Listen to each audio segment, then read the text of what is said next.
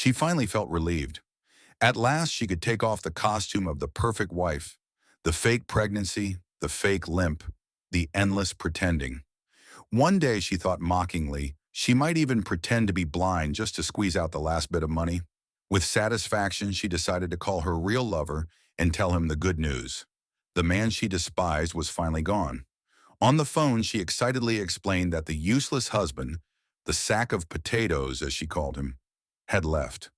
She laughed as she described removing the fake belly, the bandages, and every trace of the lie she had been carrying.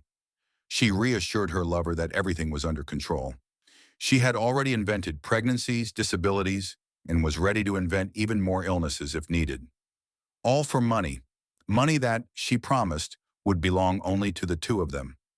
She dreamed aloud about traveling together, to Dubai, to Rome, places she believed her lover deserved far more than the man she had been pretending to care for. In her mind, her husband was nothing more than a lifeless body, lying in bed, contributing nothing, while she, young and full of desire, looked elsewhere for satisfaction. Suddenly, reality interrupted her fantasy. Someone had overheard everything. Caught off guard, she panicked and instantly switched roles. She screamed in pain, clutched her leg, and collapsed into the act of the helpless, injured wife. When confronted about the pregnancy, she cried and claimed she had lost the baby out of shock. But the truth was already exposed. The man who had been deceived saw through her lies. He demanded she stand up. When she insisted she could not walk, he mocked her performance, calling it a cheap soap opera scene. He threw money at her feet, cruelly proving that she could walk perfectly fine when cash was involved. He coldly explained that he wanted nothing more from her.